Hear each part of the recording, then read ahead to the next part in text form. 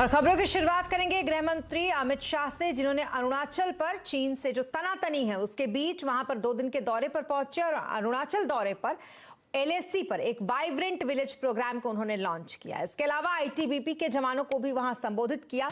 गृह मंत्री अमित शाह ने कहा कि आज किसी की हिम्मत नहीं है कि भारत की तरफ कोई बुरी निगाह डाले। चीन ने गृह मंत्री अमित शाह के अरुणाचल के इस दौरे पर ऐतराज जताया था। 15,000 किलोमीटर से लंबी भूमि सीमा को हमने सुरक्षा की दृष्टि से कोई इसके अंदर कोई गोता ही नहीं बरतते। हमारी नीति स्पष्ट है, हम सबसे शांति चाहते हैं, मगर हमारे देश की 1 इंच भूमि पर भी कोई अतिक्रमण नहीं कर सकेगा। हमारी सेना और हमारी सीमा इसके सम्मान के साथ कोई समझौता नहीं कर सकेगा। ये हमारी सरकार की नीति है, नरेंद्र मोदी सरकार की। तो वहीं राहुल गांधी की बात जो एक बार फिर से बीजेपी के निशाने पर आ गए हैं। अब बीजेपी ने राहुल गांधी पर विदेशी व्यापारियों के साथ मिलकर देश को कमजोर करने का आरोप लगाया है। दरअसल कांग्रेस छोड़ चुके वरिष्ठ नेता गुलाम नबी आजाद ने रविवार को एक बयान दिया था, जिसमें उन्होंने कहा था कि राहुल गांधी विदेशों में अनवांटेड बिजनेसमैन से मिलते हैं। यही नहीं, उन्होंने ये भी कहा था कि गांधी परिवार हमेशा से ही ऐसे व्यापारियों के साथ जुड़ा रहा है। गुलाम के इस बयान के बाद बीजेपी राहुल गांधी से सवाल पूछ रही है कि राहुल बताएं कि वो विदेश जाकर किस किस से मिलते हैं। इससे एक बड़ा सवाल उठता है कि राहुल गांधी हर 4-5 महीने के बाद विदेश जाते हैं। किससे मिलते हैं राहुल गांधी जी? क्योंकि बाकी तो जाते हैं तो क्या क्या बोलते हैं कि भारत के लोकतंत्र पर ही सवाल करते हैं, वो चर्चा हम लोग कर चुके हैं। लेकिन राहुल गांधी किससे मिलते हैं, ये अनडिजायरेबल बिजनेसमैन कौन है, ये देश जरूर जानना चाहेगा। और हम चाहेंगे कि ये बात सच्चाई देश के सामने आनी चाहिए कि राहुल गांधी जी जब भी विदेश जाते हैं तो किस तरह के अनडिजायरेबल एलिमेंट से, बिजनेसमैन से, अवांछनीय बिजनेसमैन से वो मिलते हैं और उनके मिलने का एजेंडा क्या होता है।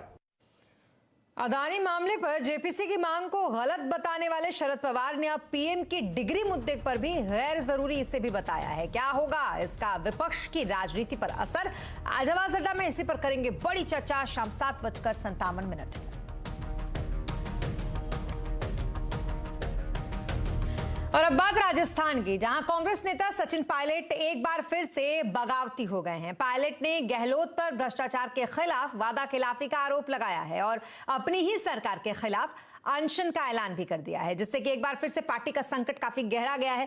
हालांकि इस मामले में पार्टी आलाकमान गहलोत के पक्ष में नजर आ रहा है और ऐसा हम इसलिए कह रहे हैं क्योंकि कांग्रेस अध्यक्ष मल्लिकार्जुन खड़गे से मिलने के बाद पार्टी के वरिष्ठ नेता जयराम रमेश ने एक बयान जारी किया, जिसमें उन्होंने कहा कि किसी की भी अनुशासनहीनता बर्दाश्त नहीं की जाएगी। तो वहीं सचिन पायलट धरने की अपनी बात पर फिलहाल अड़े हुए हैं।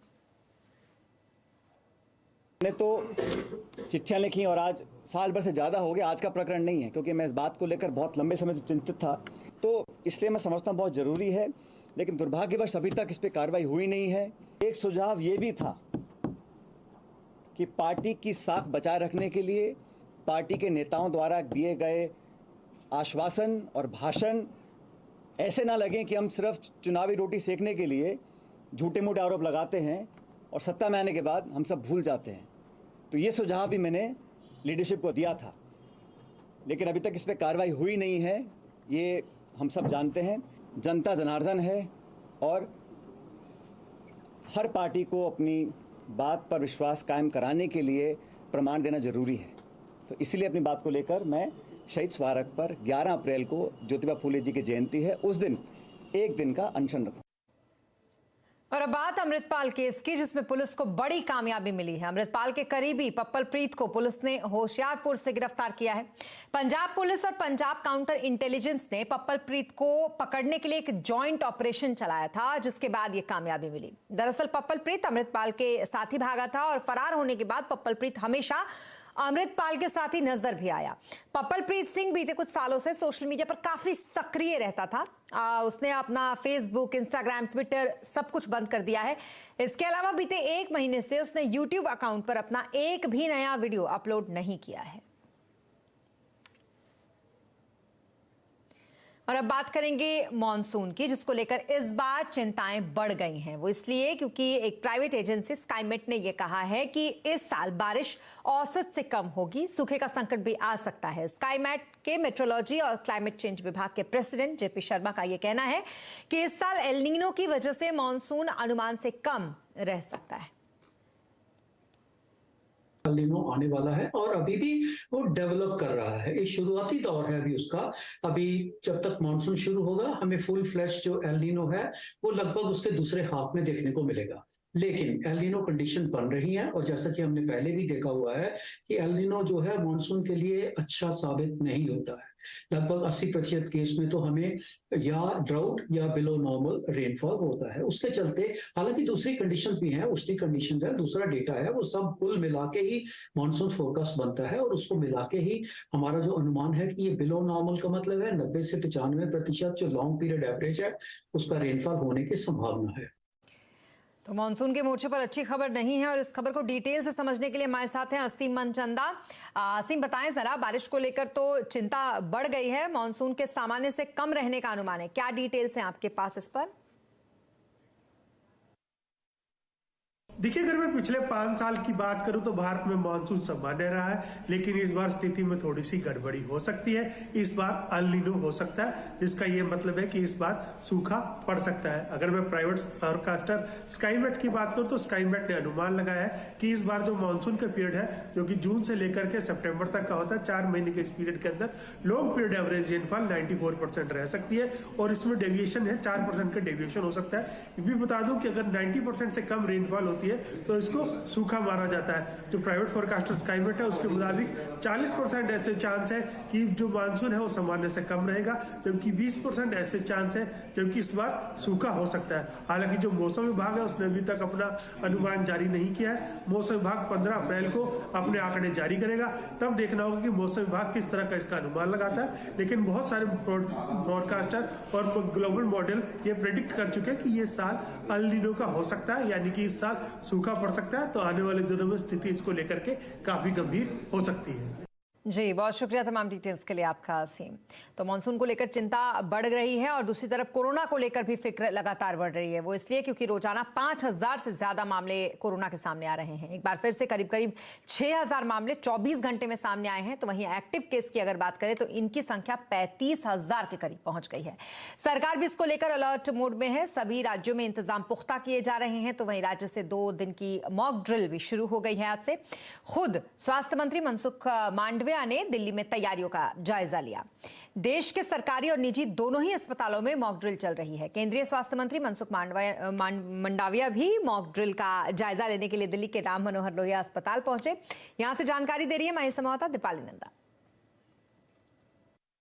देश में कोविड के बढ़ते मामलों के मद्देनजर आज और कल यानी 10 और 11 तारीख को देश भर में मॉक ड्रिल की जा रही है। इस वक्त मैं मौजूद हूँ राम मनोहर लोहिया हॉस्पिटल में, जहां पर खुद स्वास्थ्य मंत्री मनसुख मंडाविया पहुंचे हैं और जायजा ले रहे हैं यहाँ पर किस तरह से कोविड से निपटने के लिए तैयारी की गई है। अभी जो यहाँ पर मनसुख मंडाविया मौजूद हैं वो है कोविड जांच केंद्र। यहाँ पे स्क्रीनिंग सेंटर बनाया गया है, इसी का ही जायजा इस वक्त स्वास्थ्य मंत्री ले रहे हैं। साथ ही साथ चाहे वो ऑक्सीजन की सप्लाई हो, कोविड वार्ड्स हो, इन सब का जायजा मंत्री लेंगे। मैं आपको बता दूं कि पिछले 3 से 4 हफ्तों में जो कोविड का ग्राफ है देश में बढ़ता हुआ नजर आया है। यही वजह है कि कितने तैयार हैं। अगर हम ग्राउंड पर बात करें, इसी के लिए यहाँ पर मॉक ड्रिल की जा रही है और स्वास्थ्य मंत्री खुद यहाँ पर मौजूद है। अगर आज की बात करें तो आज भी देश भर में 5800 से ज़्यादा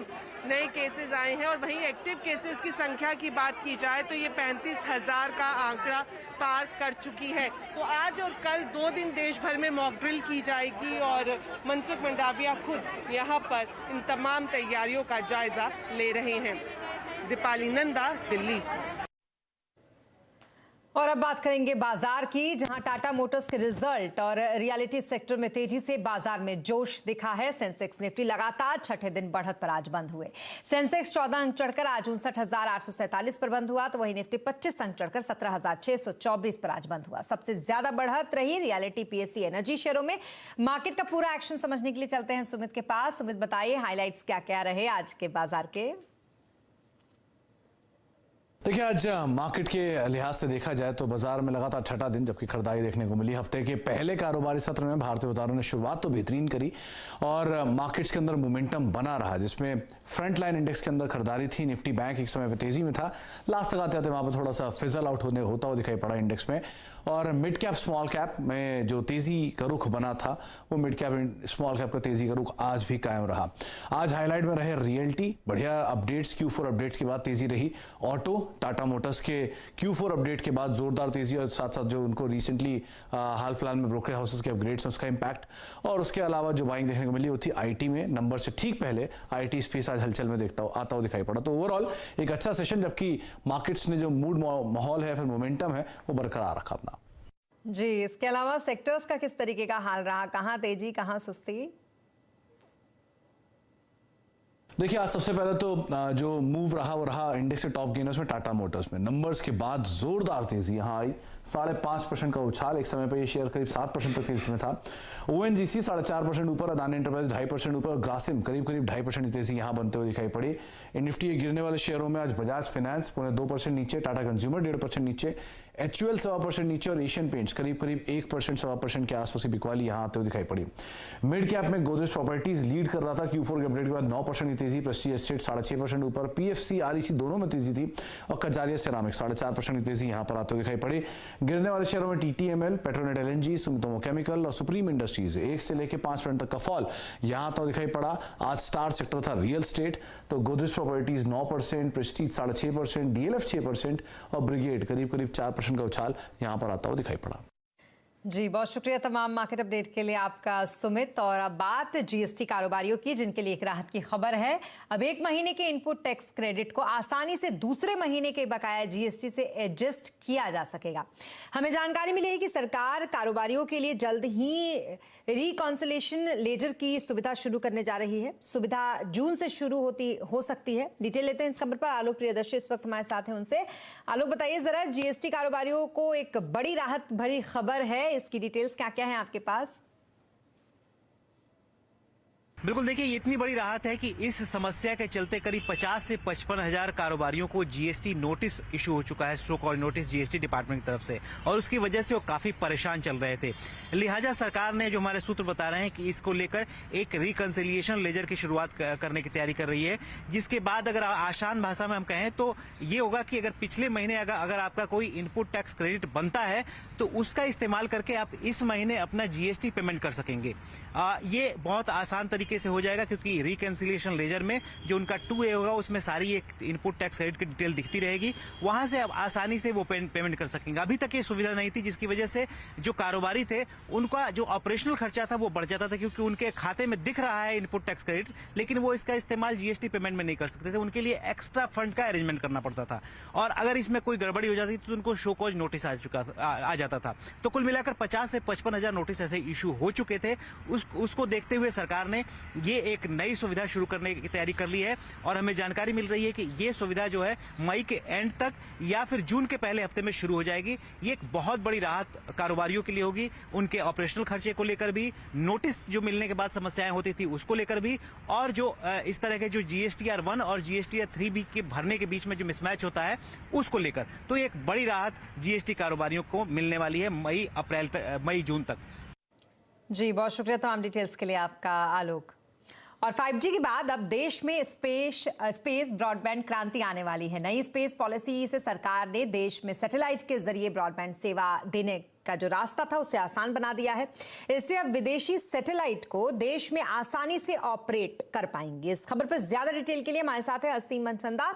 असीम, बताइए, ये स्पेस ब्रॉडबैंड क्रांति है क्या?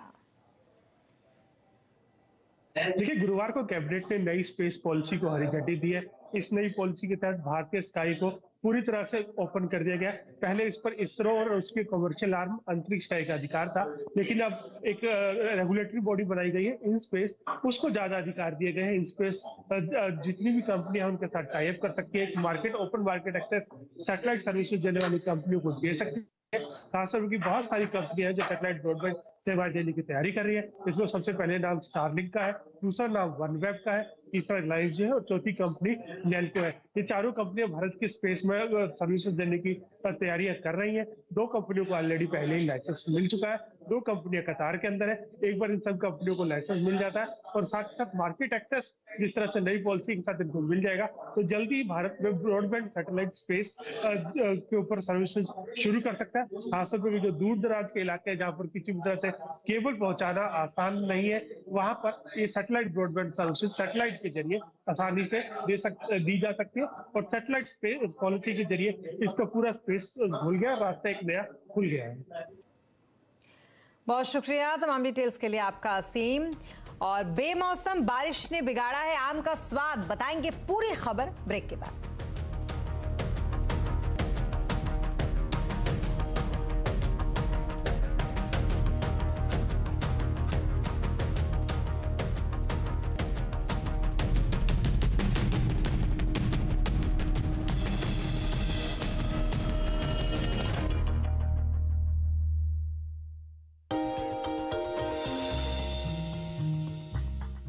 डू यू नो में आज हम बातचीत करने वाले हैं स्पाइस जेट के बारे में। दरअसल स्पाइस जेट के बारे में बहुत सारे इंटरेस्टिंग फैक्ट्स हैं। सबसे पहला तो कंपनी की जो इनिशियल शुरुआत हुई थी वो दरअसल मोदी लुफ्त के नाम से हुई थी, जो कि एक एसके मोदी ग्रुप और लुफ्थांसा के बीच का टाइप था।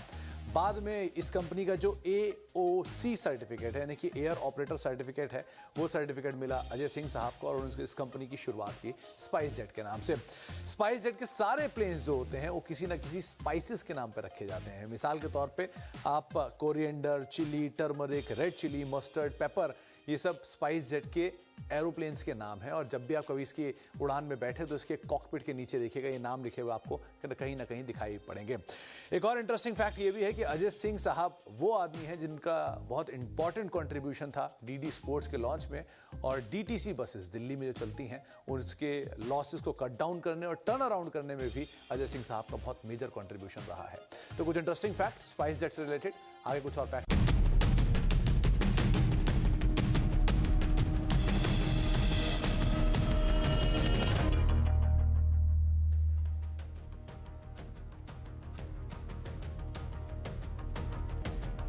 और ब्रेक के बाद एक बार फिर आपका स्वागत है। भारत की अर्थव्यवस्था में 7% योगदान देने वाला जेम्स एंड ज्वेलरी सेक्टर अभी मुश्किल दौर से गुजर रहा है। लाखों लोगों को प्रत्यक्ष रोजगार देने वाली डायमंड इंडस्ट्री वैश्विक मंदी के चलते ठंडी पड़ी हुई है। आगे हीरे की चमक कैसी रहेगी और कौन से ऐसे ट्रिगर रहेंगे जिससे कि हीरे का उद्योग फिर से चमकने लगे, ये जानने के लिए देखें कृतिन जोशी की रिपोर्ट। दुनिया के 10 रफ डायमंड में से 8 की पॉलिशिंग गुजरात में होती है। गुजरात समेत भारत में 25 लाख के आसपास लोग हीरा कारीगर हैं जो रफ और बारीक हीरों को चमका देते हैं। लेकिन डायमंड इंडस्ट्री की चमक अभी फीकी पड़ गई है। इसकी वजह है अमेरिका में आई मंदी और हांगकांग में कोरोना के मामले। अमेरिका और हांगकांग ही भारत के पॉलिश डायमंड के मुख्य खरीदार हैं। जो अभी थोड़े टाइम पहले चाइना में जो कोरोना का फिर से जो दौर चला हुआ था, उसकी वजह से वहाँ पे जो लॉकडाउन हो गया था, इससे हमारा जो जितना भी एक्सपोर्ट हो रहा था वो ज़्यादातर अमेरिका और हांगकांग में हो रहा था, तो वहाँ पे खरीदारी बंद हो गई थी। और इसकी वजह से जितना भी एक्सपो हुआ, एक्सपो में भी हमारे पास ऑर्डर नहीं मिला है, पॉलिश डायमंड का ऑर्डर नहीं मिला है। इसलिए अभी डायमंड की जो पॉलिश की जो हमारी इंडस्ट्री है सब अभी ठप पड़ी हुई। हीरों के काम में मंदी की कई वजह है। इस बार ग्लोबल डायमंड एग्जीबिशंस के ऑर्डर में कमी आई है। पहले यहां से भारत को 30 से 40% ऑर्डर मिल जाता था। रफ डायमंड पहले 5,000 रुपए का 1 कैरेट मिला करता था, वो बढ़कर 10,000 का हो गया है। इसके चलते रफ डायमंड की खरीदारी में भी 25% की कमी आई है। आलम यह है कि पॉलिश डायमंड की मांग में 15% तक की गिरावट आई है। पॉलिश्ड हीरे की कीमत 40,000 प्रति कैरेट से गिरकर 30,000 रुपए प्रति कैरेट पर आ गई है। कारखाने वाले फिलहाल हीरा बेचने की बजाय इसको स्टॉक करके रख रहे हैं। 2 महीने से पहले मैं यहाँ पे काम करता था तो रोज का मेरा 1,000-1,200 का काम हो जाता था और मैंने 30-35 हज़ार का काम कर लेता था। अभी मंदी के माहौल के हिसाब से मेरा 17-18 हज़ार से नीचे उससे ज़्यादा काम नहीं होता है मेरा। भारत सालाना 18 अरब डॉलर के रफ डायमंड खरीदता है और 24 अरब डॉलर के पॉलिश डायमंड एक्सपोर्ट करता है। लेकिन अभी कुछ महीनों तक माहौल ठंडा रहने का अनुमान है। अभी diamond industry no loss no profit के बेस पर काम कर रही है, लेकिन अगर अमेरिका में मंदी और हांगकांग में कोरोना के केस बढ़ जाते हैं तो फिर से भारत के हीरो की चमक फीकी पड़ सकती है। केतन जोशी, अहमदाबाद। और बाजार में फलों का राजा आम का आगमन हो चुका है, लेकिन इस बार फसल 15 दिन से 1 महीना लेट है। ऊपर से बिन मौसम बारिश का भी खतरा बना हुआ है। ऐसे में क्या आम खाना इस बार महंगा होगा? आम की सप्लाई कम रहेगी या ज्यादा? ये जानने के लिए देखें केतन जोशी की ये रिपोर्ट।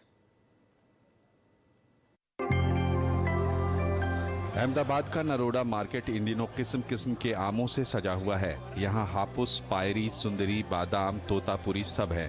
और देश भर में लोकप्रिय गुजरात के केसर आम की थोड़ी बहुत आवक भी शुरू हो गई है, लेकिन पूरी तरह तैयार रसीले केसर के मार्केट में उतरने में अभी थोड़ा और समय लगेगा। असल में मौसम की ऊंच नीच की वजह से इस बार सारे आम देर से आ रहे हैं। ऐसे में अभी 1-2 सप्ताह तक दाम भी ज्यादा रहेंगे। साउथ गुजरात का जो केसर है वलसाड़ अमरसाड़ का, वो 10 अप्रैल के बाद आएगा। इसके बाद 20-25 अप्रैल के बाद कच्छ भुज का केसर आएगा। वो सर्वोत्तम है और वो अच्छा केसर होता है। उसकी आवक 20-25 अप्रैल के बाद होगी। इसके सिवाय रत्नागिरी का जो माल है वो इस वक्त एक 13-14 किलो की पेटी भी आती है और 20 किलो की 21 किलो की पेटी भी आती है। उस पेटी का रेट जो है 3000 से लेकर 6000 तक है। अभी बाजार में आम के साथ साथ गुठलियों के भी दाम देने पड़ रहे हैं। गुजरात के केसर आम के 5 किलो की कीमत लगभग 700 से 1000 रुपए है। वहीं सुंदरी आम के 5 किलो के लिए 900 रुपए लग रहे हैं। सबकी पसंद 5 किलो हापुस आम के लिए 1200 रुपए तक चुकाने पड़ रहे हैं। बादामी आम 500 तो तोतापुरी के लिए आपको 350 रुपए चुकाने होंगे। गुजरात समेत देश भर में दिसंबर जनवरी में बिन मौसम बारिश हुई और आगे भी अप्रैल मई महीने में बारिश का अनुमान है। इसका सीधा असर आम की फसल पर पड़ा है और पड़ेगा, इसलिए इस बार आम महंगे रह सकते हैं। कमौसमी बारिश की वजह से किसानों को बहुत ज्यादा नुकसान झेलना पड़ रहा है और हवामान विभाग ने ऐसी भी आगाही की है कि अगले अप्रैल और मई में दोनों महीने में कमौसमी बारिश आने की संभावना है। इसलिए इस साल गत साल से भी बहुत कम आम की फसल आएगी। आम की सबसे ज्यादा फसल गुजरात, महाराष्ट्र, आंध्र प्रदेश, केरल, तमिलनाडु और कर्नाटक में होती है। अभी देश के बाजारों में रोज करीब 100 ट्रक आम की आवक है, जो अगले 2 हफ्तों में डबल हो सकती है। केतन जोशी, अहमदाबाद। और इसी के साथ इस बुलेटिन में फिलहाल इतना ही, लेकिन खबरों पर लगातार अपडेट के लिए आप बने रहें CNBC आवाज के साथ। नमस्कार।